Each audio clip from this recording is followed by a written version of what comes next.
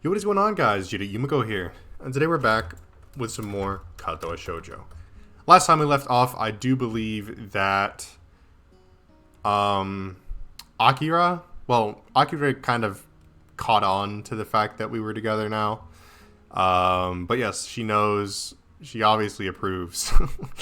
But yeah, so I guess we are heading into the last home stretch. That we're heading into the home stretch here is what we're doing. So yeah, I'm kind of curious to see how they're gonna wrap this one up, because again, so far it's been vastly different from Emi and Hanako's roots. But without further ado, let's continue. Where were we? I guess here. Yeah, alright. I stand unmoving in the front door to the nurse's office for what feels like at least a dozen minutes or so. It's not like I never entered the small beige room before, nor is it because of any feeling of childlike anxiety over the visit.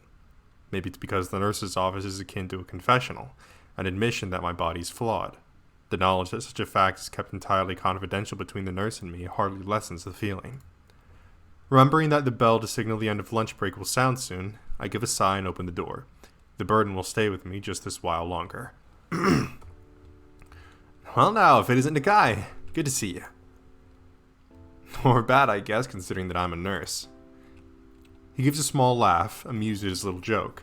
I find his humor lacking and somewhat off, but the fact that he can make light of such a situation is perhaps comforting, or at least distracting. Let me turn my volume down. His brief episode of entertainment over, he clasps his hands together and gets down to business. I take a seat as he gestures for me to do so. I wish the classroom had seats this comfortable. I can feel my mind starting to wander as my eyes quickly scan the room, distracted by all the small changes since I last came. Alrighty, so what brings you here? I haven't seen you often, so I assume your health's been good so far? Well, mostly. I see. His smile drops as I trail off. I feel slightly guilty about it. It's these moments where I can't rationally call myself normal that make me so reluctant to see the nurse. They're an admission that I'm different from everyone else. While I was on a trip during the long weekend, I had a few problems with my heart. He hums very seriously and nods as he does so, urging me to go on. I think it was as I was walking a fairly long distance. I think the right term for it is a heart flutter. I suddenly went weak in the knees and felt almost like I was having a small heart attack, but it passed in about half a minute. Even afterward, though, I felt pretty fatigued and nauseous. Not good. Not good at all. That was how many days ago exactly? Did you do anything unusual aside from exerting yourself before the episode? Were you taking your medication properly? The nurse switches from awkward jokester to serious health professional mode, rattling off questions, making notes, and calling up stuff on his computer. I tell him about my forgetting to take the pills that morning and the preceding event. It was the stupid thing to do, but I can't change anything about it now, except answer honestly and bite the bullet. His seriousness evolves into a frown, and the talk evolves into an instant checkup. I finish buttoning up my shirt and again get motioned to take a seat in front of the nurse. Is this the first heart problem you've had since coming to Yumeko? I've had short pains in my chest before, just a couple of times, but they were more discomfort than anything like this. He leans back in his chair, briefly resembling a white-coated Pierrot as he mulls over the mysterious case of my heart flutter. Moving his lips from side to side to show he's thinking, his non-existent mustache wiggling, he eventually comes to a conclusion. Well, he survived it. That's always on the plus side. I blink at that one, then notice the nurse wearing his got you face. It's actually somewhat reassuring. I don't think he would crack jokes if things were really serious, so I keep silent and take my lumps. I'll have a talk with your doctor, but right now I suspect it's simply due to physical exertion. Have you been keeping up with regular light exercise like I directed you to? I make sure to walk a reasonable amount every day. It's usually enough to work up a bit of a sweat, but then again I'm not really as fit as I used to be. That should be enough then. The main thing to keep in mind is to do regular low-stress exercise, not short bursts of sprinting and such. I understand. Since leaving the hospital, I've been a lot more focused on my studies, partly taking to mind partly to take my mind off not being able to do more physical things. It's good to hear you're coping well. Sudden lifestyle changes can be hard at the best of times, so I'm pleased to hear that you sound like you have everything in order. Almost everything, that is. Nevertheless, I want to keep a close eye on you for a while, just for observation's sake, just to make sure things aren't going downhill. You understand. That's something I didn't really want to hear. Since coming to Yumeko, all I've wanted to do is live a normal life as much as I've wanted to live as normal a life as possible. Observation was one of the words I came to hate most during my hospital stay. For so long, I felt as if I could have just walked straight out of the hospital doors, if not for that observation the doctors wanted so dearly. Sure, should I come in more often? He checks the calendar next to his computer, which seems to inflict on him a nasty case of furrowed brow. He spins back towards me after that. The summer holidays are a bit of a pain, considering the timing. I'll check with your doctor to try and get a better handle on the situation and see how he wants to proceed, but I think you should just take things slowly and carefully for now. What you're describing doesn't immediately sound like a recurring event, but it won't hurt to slow down a bit for a while, just to make sure. What should I do for today? He looks over my shoulder at a clock hanging over the door. I'd never noticed it if I hadn't followed his gaze. It's nearly time for school to be over, so you may as well just leave early. He gives me a sly wink, making sure that I understand he's doing me a favor. Well, nurse's orders. Thanks. That's what I'm here for, after all. I know you might not want to hear this, but you can't ignore your condition. Don't hesitate to see me if you have any further problems, or if you just have anything you want to ask. Bye. He spins around and gets back to typing on the computer in front of him. I suppose I'll just read before waiting for Lily by the gate, considering I don't have much else to do. Even as I leave, his words echo in my mind. My condition isn't something as limiting as many of the others here in Yumeko, and I don't want to burden Lily with thinking about it. If I just live life normally and avoid any short, sharp shocks, I should be okay. I won't let my condition rule me. Lily comes into view soon after the bells heralding the end of the school day ring out. She says farewell to a number of her classmates headed in the other direction, before beginning her weekly trip to the convenience store. Blech. Afternoon, Lily. The immediate warm smile and relaxed demeanor she assumes upon noticing my presence are unexpectedly welcome. Hello, Hisao. Good afternoon to you too. She hesitates for a second, but eventually deigns to tilt her face forward and close her eyes. My lips meet with hers with a measure of slight trepidation before we move off, hand in hand. The fact that we're so close in height is somewhat useful at times, there being no need for either of us to turn our heads upwards nor downwards in order to meet the others. It doesn't take much time to leave the noise of the other students far behind us, the tapping of Lily's cane in her free hand the only sound to be heard. Silence, blissful silence, is all that greets us while we slowly walk in the setting sun's light. I think I'm coming to like this town. The huge green hilly expanse, the trees everywhere, and somewhat rustic little buildings. So you've come to appreciate the tranquility of it as well? I think so. I came from a metropolitan city near Tokyo, so the quiet of this town really alienated me when I first arrived. After a while it became really nice though. I think I prefer it to the hustle and bustle of my home city now. Well, I prefer the quiet of such a rural town even when I first arrived. I suppose I had the advantage of growing up in a quiet area before I came. Hanako said the surroundings are very pretty too. Lily may say such a thing quite easily, but each time she mentions how others describe sights around her as beautiful or pretty, I feel a little put off. I notice her expression becoming one of anticipation for some question or another. She always had a good sense for when somebody's not saying something that's on their mind, so I may as well speak up. I was kind of wondering, how to put this. Do you ever regret that you can't see what things look like for yourself? It's just something I've been thinking about. She thinks carefully for a long time. Do you ever regret that you can't hear people whispering on the other side of the room? I can only speak for myself, but the fact that I can't see is the only way I've experienced life. Just as I cannot do something you can't do something that I'm capable of. The fact that the world is made for those who are sighted can be a pain sometimes, but there are many, many people who suffer more than I because of the way the world is. That does make sense, but still, it just feels kind of bad to describe something that you can't experience to you. Is my game bugged? Yeah, I don't know if the game is bugged or if it's just the programming in this part of the game, but it's taking a really long time for the text to pop up. She tilts her head quizzically as if I just said something that makes very little sense at all. But I can experience it. You just said yourself that you like this area because of the way the surroundings are. I like this area for the very same reason.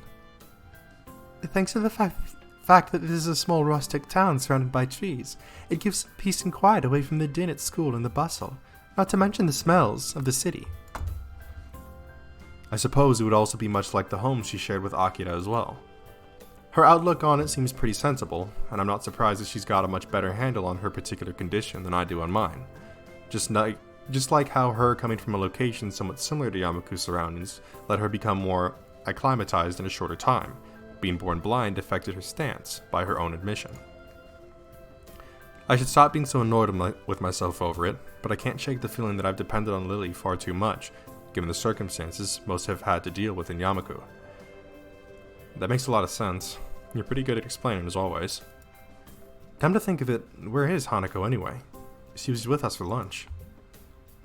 It seems she's busy studying. The exams are far from over, and she said she wants to do better this year than the last. While I admire her work ethic, she's really been trying to give us a lot of room alone recently.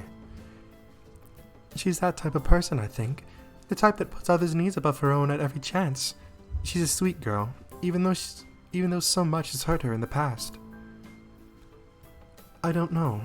I feel like it's only now, when she's less close to me than ever, that she's truly finding herself. It was thanks to you that she began to become more confident after all, not me. I take my hand away from hers and gently place it on her head. The important thing is that you were there for her. I can't imagine what she'd be like without having found someone like you.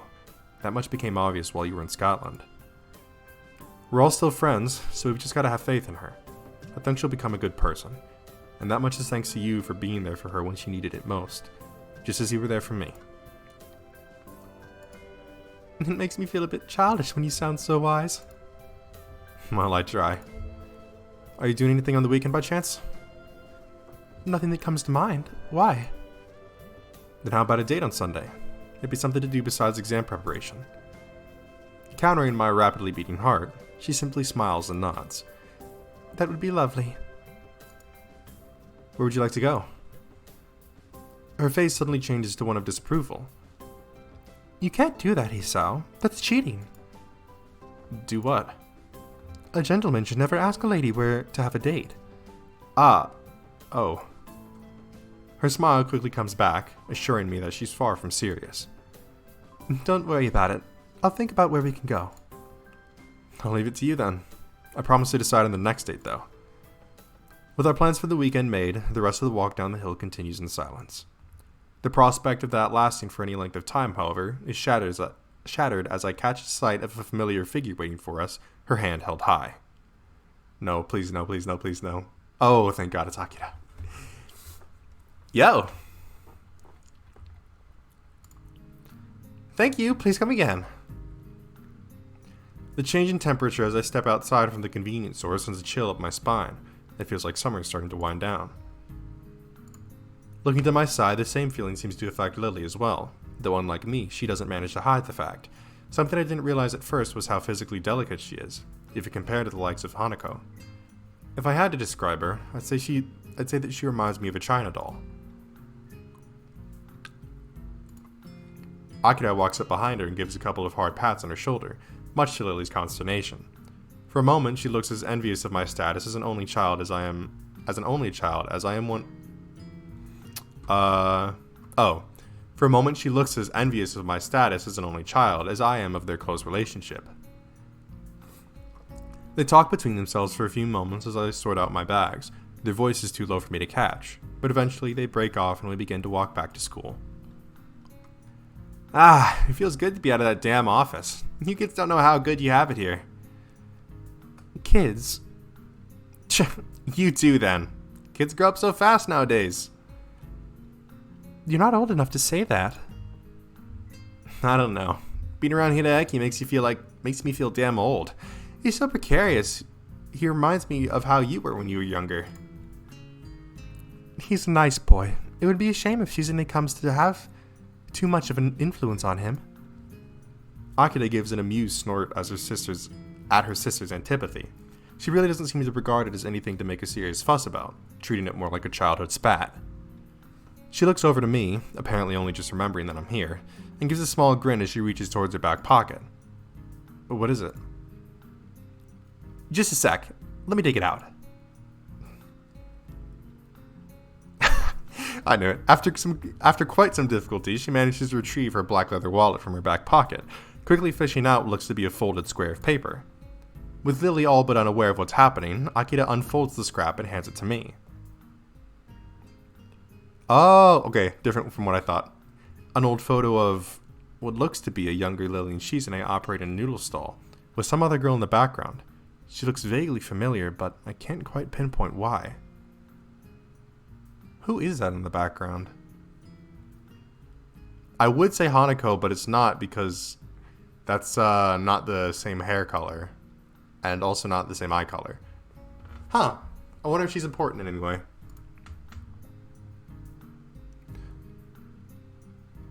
What is it, Akira? I think you know. Lily mulls over this for a few moments before realization dawns on her. Akira, you really needn't. It's fine, isn't it? Besides, it's like the only photo I have of you two since you entered Yamaku when you're not at each other's throats. I look back down at the photo in my hand. It does seem strange to see Lily and Shizune working together so diligently without any sign of animosity. If the photos of them during Yamaku's festival, that means it must have been taken 1 or 2 years ago. In other words, the time when they both were in the student council together. Who's the girl in the back? She looks kind of familiar. Ha! Knew you wouldn't recognize her. It's Misha before she went and dyed her hair pink. That's Misha? No way.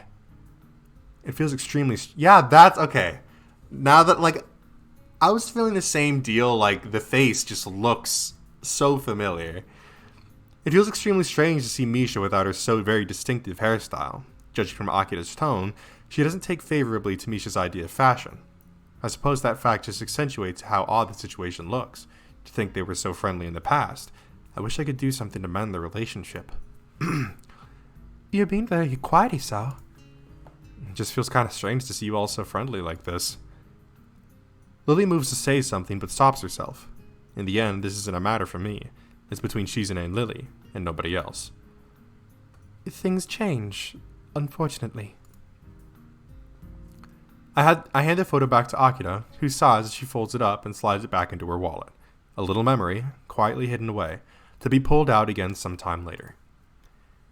Yeah, that they do. Initially, I think Akira's reaction to be simply in response to the situation between Lily and Shizune. But she looks oddly glum compared to what I'd expect. Lily's expression is clouded as well. What's wrong? It's just that I'll be going back to Scotland fairly soon. You're leaving for Scotland again? For a long moment, Akira looks surprised. It's an ill-fitting expression for her. After I glance at Lily, she turns back to me as if she'd never done so. Yeah, in a couple of weeks I'll be leaving for Inverness to work at the company's headquarters. It's a pretty big jump in corporate position, and it's not a chance that's going to come again. So, Akira's going to leave Japan, on what seems to be a permanent basis. I can't help feeling that my assumption that we could all happily while away our days together having fun in this isolated little world is coming to an end. It's unsettling. I look at Lily, mildly surprised that she hasn't told me such a thing despite usually being so forthcoming. She continues to walk with her face fixed pointedly ahead. I can't read her expression, nor can I even guess what's on her mind, which is discomforting given how it's usually easy for me to do both. It reminds me of the time when we met at the Shanghai, just before what could have been called our first date. At the time, all I could do was comfort her without knowing the cause, and now feels no different. As we finally reach the school dormitories once again, there's a somewhat awkward silence. I don't think I'm the only one who feels it. See you tomorrow then, Lily. Bye, Akira. Good night, Hisao. See ya. And with that, they walk to the female dormitories. Opening the door to the male dormitories, I stop and look back at them just moments before their figures disappear behind the heavy wooden door.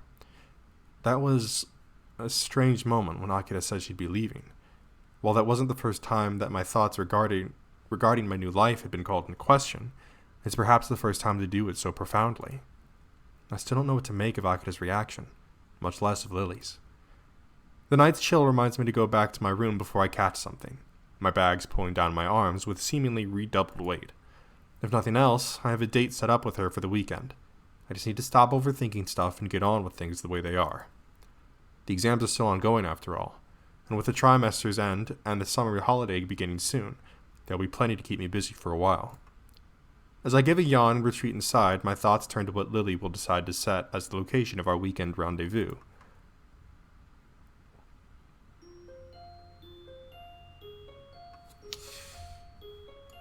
Oh, okay. I'm pretty sure this is about the last thing I had in mind when Lily said she decided where to have our date. No man nor woman is dressed in anything but their finest, their formality only matched by that of their surroundings. Rich red wallpaper adorns the walls as the city lights far below flicker and glow. Combined with the ambient hum of quiet speech and the high-pitched chattering of cutlery and wine glasses, the mood is very formal, yet relaxed enough for me not to feel too uptight despite this being our first real date. Once we get seated, our waiter leaves to attend to others with a quick bow, after an appreciative nod from Lily. Far from depending on my help, Lily's managed to navigate herself around surprisingly easy so far, despite the unfamiliar environment.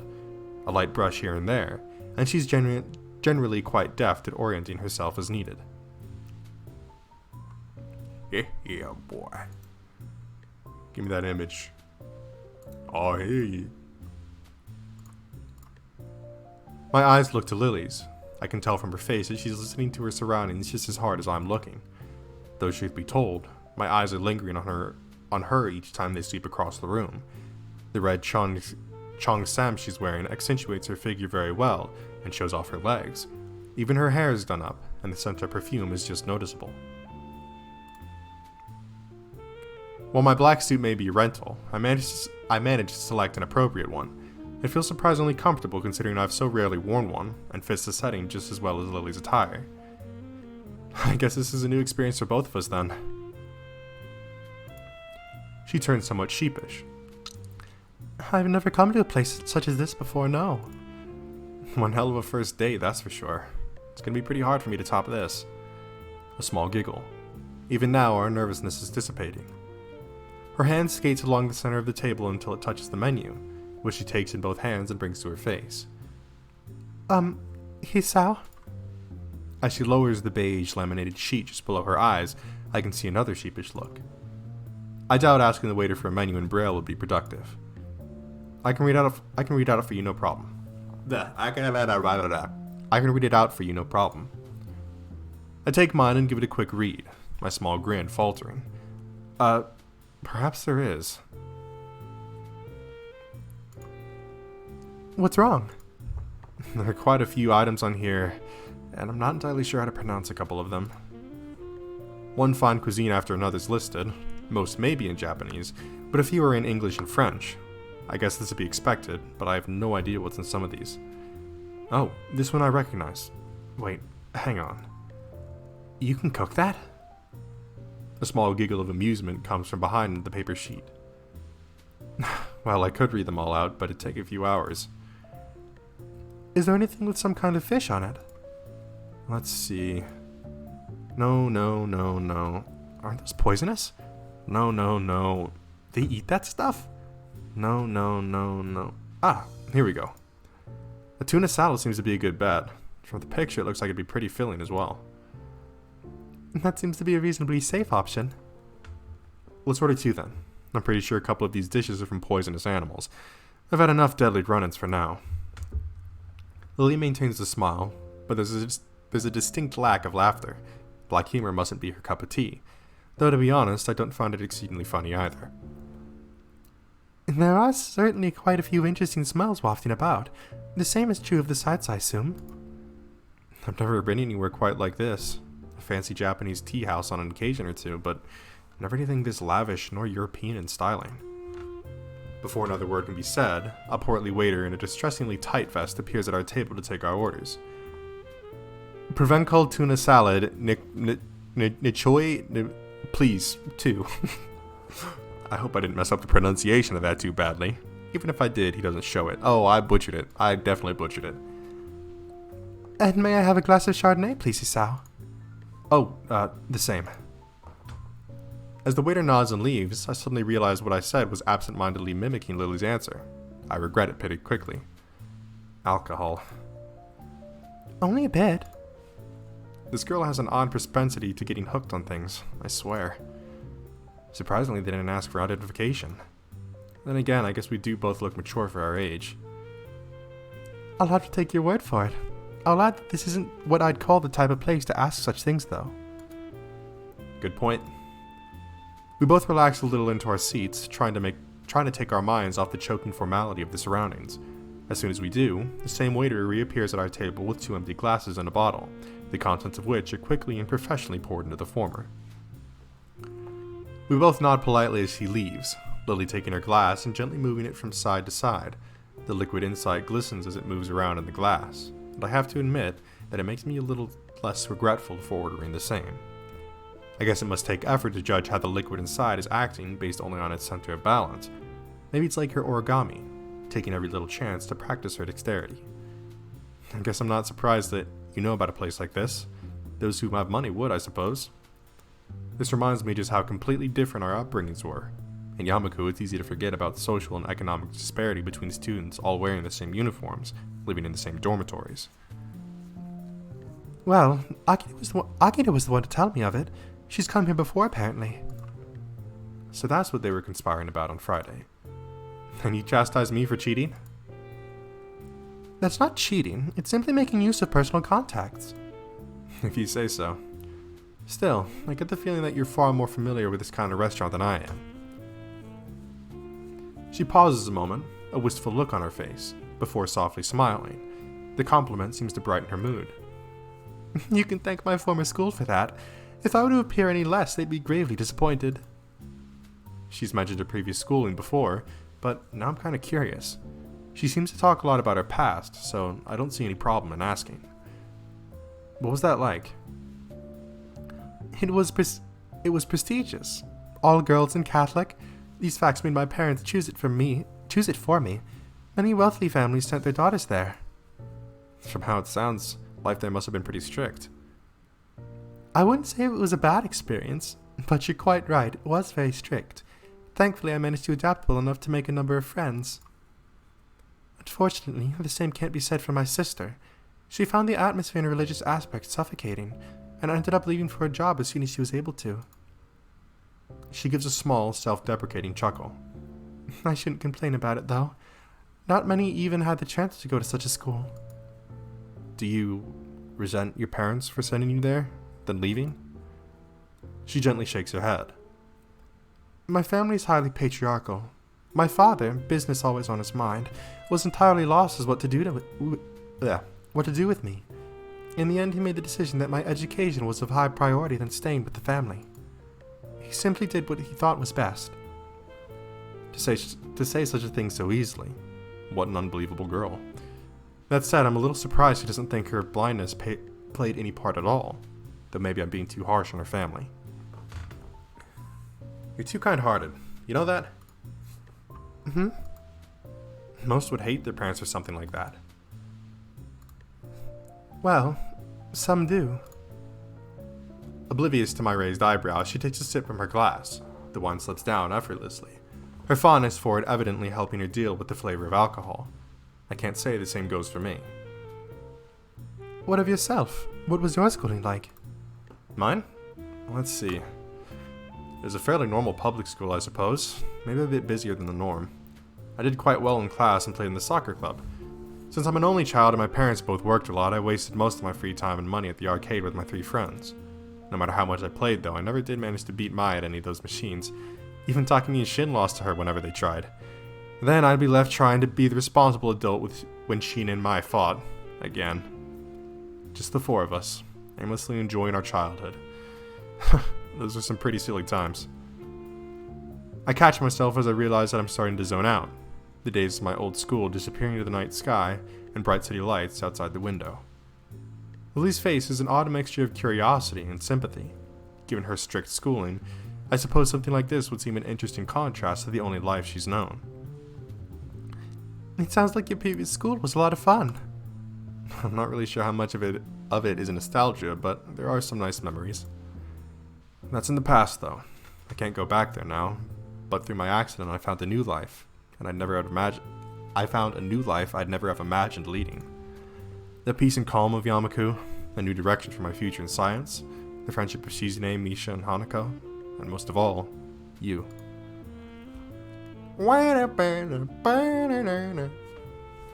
She gives a deep, genuine smile as she moves her hands toward me, her fingers just slightly searching out my face before softly caressing my cheek.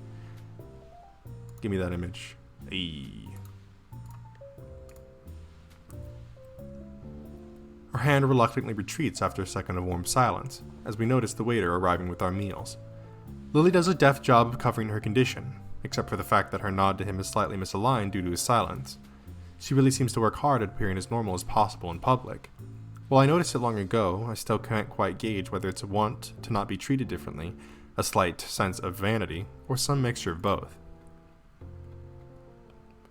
The dish served lives up to the salad name, and the portions pleasantly large.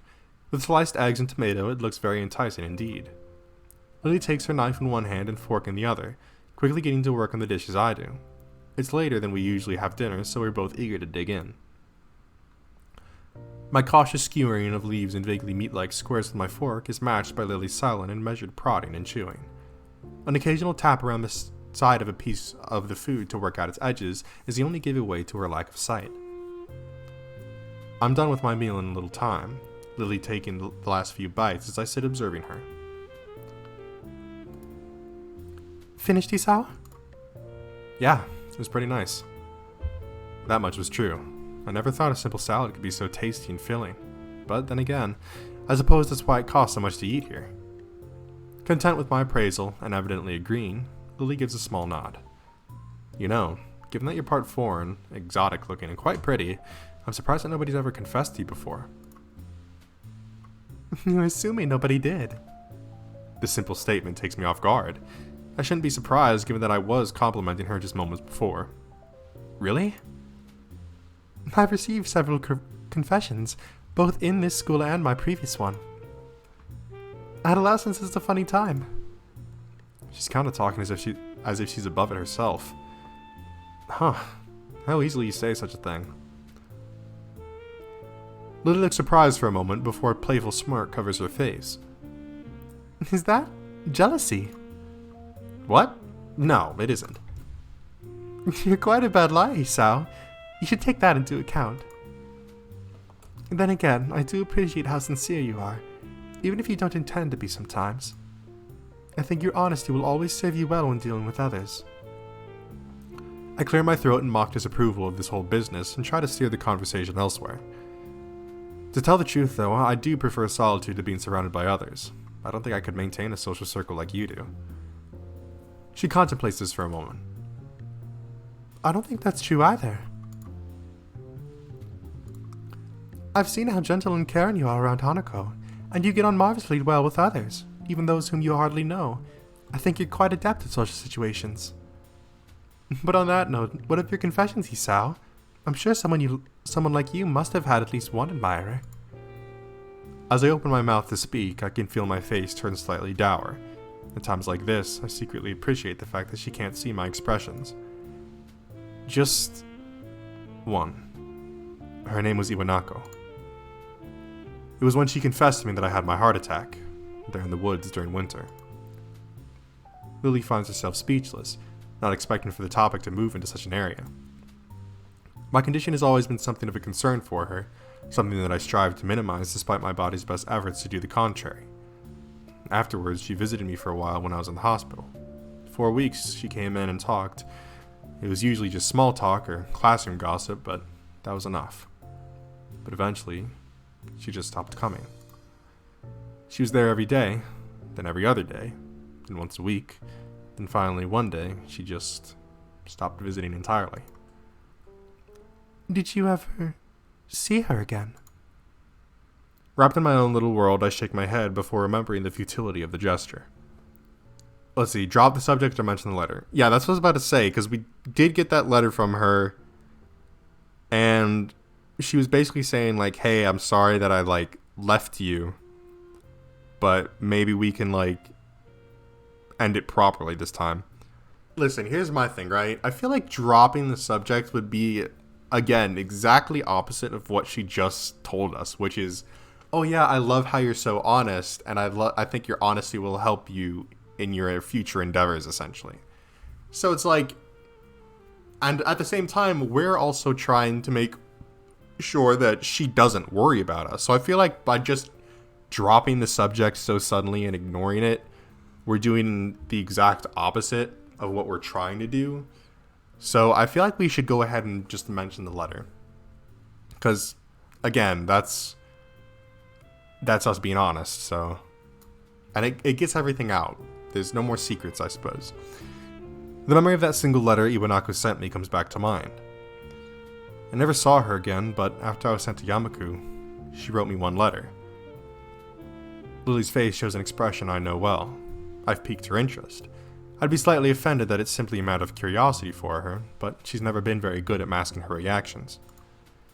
In hindsight, it didn't really say much. What was going on in my old class, how she was faring, and almost as an afterthought that it was probably the best for both of us that we don't see each other again. After reading it, I ended up reassessing a lot of the things I thought I'd managed to work out. For the most part, that letter reminded me that the world around me was still moving, and just how much I'd become isolated from it. And I guess it's also reminded me of what I'd lost. She gives the information some thought before her face lights up with realization. No doubt she's worked out that it was the letter which had contributed to my angst during that lunch on the rooftop. It's a rare sight to see Lily quite so lost for words. Her entire persona is a little deflated from her earlier rapt interest. As charismatic as she is, in the end, that isn't any replacement for life, nor relationship experience. Perhaps it is better she sent it than not. How's that? It can be difficult to work out how best to communicate with those you haven't met in a long time, all the more so considering your separate situations. Instead of doing what was easiest, she built up the courage to talk to you one last time, not only for her sake, but from how it sounds, for yours as well. Maybe. I don't hate her for it. Not that I really ever did, but I don't know. Probably a more non-committal answer than I should give, but it isn't exactly without cause. I've never looked at the situation from Iwanako's perspective like that before. Seconds pass in silence before Lily speaks again. Moving to Yamaku must have been hard for you, having your friends and even your girlfriend taken from you for no fault of your own. The worst of it passed while I was in the hospital. When all that surrounds you is 4 white walls and a small television, your mind takes on a life of its own. It's like my old school, I guess. I just try not to dwell on what's happened and keep thinking ahead. All that reminiscing does is get me down, and it's largely thanks to you that it feels like things are finally getting back on track. That's pleasing to hear, Hisao. She lowers her face slightly, her expression pensive. I guess I went too far and embarrassed her. I suppose you went through something a bit like that when I did. I suppose you went through something a bit like that when you entered Yamaku anyway, right? I imagine the vast majority of our school students did, after all. You said yourself that you made friends in your old school. I can't imagine many followed you. Lily's deep smile drops, her expression unexpectedly darkening. Even her hands retreat to her lap. After a long while, she speaks. Hisao, can you promise not to tell anyone else what I'm about to... I promise. She looks slightly taken aback by my serious tone, but then relents and smiles weakly before continuing. When I moved to Yamaku, I did regret losing the friends I had at my other school. But there was one person whom I most regretted not seeing again. He was the reason I took up English as a future career. He? Considering she came from an all-girls school, that can't have been a schoolmate, then. I rejected the confession I'd received until then from him. Every time I improved my English skills, his praise was my most treasured award. Oh, until then for him. It's funny, isn't it? Someone like me, able to boast about the people who've set their eyes on me, like someone so utterly unattainable as my tutor. It truly is the most ridiculous thing. Did you She quickly shakes her head from side to side. I couldn't. Even then, I knew it was impossible. A silence reigns over both of us. This does seem to explain her ardent focus on her future in teaching English, but I can't help but think of her confession to me. She lost him without ever letting her feelings be known. Did she somehow fear that would happen again, but with me? I don't really know what to make of it. I've heard of such relationships before, taboos born of things such as puberty and youth. The fact that she had the good judgment not to act on it, though, is heartening. I know it must sound strange, but please, don't think of me... Why would I think any less of you for that? To be honest, I think he must have been a very nice person if you liked him so much. Not only that, but you stopped yourself before going too far. For a moment, she looks somewhat lost. Most unexpectedly, though. It isn't a second before she starts to laugh. The sound takes me off guard. It's not a giggle nor a restrained chuckle, but honest and genuine laughter. I find myself smiling, and not just at her display of relief and happiness, but for her to trust me enough to let me see this most private of her secrets. Before I realize it, I feel her palm touching my face. Her touch is as gentle as ever, with her thumb slowly stroking my cheek. You're kind, Hisao. I really do love you. Seeing her face like this, with her palm gently caressing my face, I think tonight has been a wonderful night. I guess we've both had pretty weird pasts, eh? I think by most standards, our present is rather odd as well. I smile and hang my head. This woman can easily run rings around me. Of that, I'm quite sure. I look back around the room with its continuing quiet hum of patrons. This place probably fits into the odd category, too. It is a tad overbearing. That's one word for it, yeah. I catch the eye of a scurrying waiter, a short, scrawny guy no older than 20. He kind of reminds me of Kenji, though unlike him, the waiter isn't dressed for winter during midsummer. After a curt bow and an offer to remove our plates, Lily asks for the bill politely and softly. With expert coordination, he maneuvers around the tables, our plates in hand, to retrieve our bill. In no time, he reappears through the doors, smartly handing our bill to Lily, who promptly hands it to me, causing him to raise an eyebrow. As I read the small computer-printed leaflet, the cost is considerably more than I expected. Hisao? Oh, I quickly stammer out the amount, to which Lily merely nods and reaches for her purse. Giving her card to the waiter, he disappears once again. That was a disproportionately large amount of money. The statement seems to make Lily slightly uncomfortable. My family leaves me more than enough for my education. The same goes for my sister, though she dislikes being reminded of that fact. That said, I too dislike throwing money about, but this one time I think I can make an exception. Just for you. Not only did you choose our date, but you paid for both of us as well. I take the bridge of my nose on my fingers. Can't believe how high you set the bar for our next date. She gives a small giggle. I'll be looking forward to it, Hisao. The waiter reappears beside us as if by magic, and hands Lily's card back to her. Evidently picking up on her lack of sight, he places the card in her hand with an extra, perhaps unneeded amount of firmness to make sure of her grip. Leaving, he exercises a measure of diplomacy by keeping a neutral face despite my own expression. Clapping my hands together, I stand up from my seat in order to bring an end to our night out. Shall it be off then, my lady? Yeah, milady, with Riz. Alright! That is going to be it for this time. Let us save and return to the main menu. So we didn't quite reach the end, but we did reach the date, which is definitely one of the big things in general with Lily's route here. Make sure that we saved. We did. Good. Awesome. Return, main menu, yes. Alrighty! So, I am curious still about what Shizune and Lily's relationship was before all this. And even more so, what happened to Misha for her to change her, whole style like that? Right? She goes from, oh yeah, normal long brown hair to, I think she has short hair, fucking bright pink. Right? What is the relationship between these two? are we going to find that out in this route, or are we going to have to go over to Shizune's route? Because as far as the signs that I'm getting right now, it doesn't seem like Lily's too keen on talking about it, because we're kind of like, oh, it's not really my business. But maybe that is something that we're eventually going to figure out. And again, I am kind of curious as to what the wrap up of this one is going to be, because again, with Emmy's, it was, oh yeah, I'm going to open up about my father, and then we're going to fuck on the day of his, like, of the anniversary of his death. Kind of weird, but okay. We have Hanako's where it's like, oh yeah, big dramatic confession scene, and boom, it's just closed like that. But this one, we've seen the relationship develop. We've seen them grow crushes on each other. They've confessed, and now we're, actively dating openly.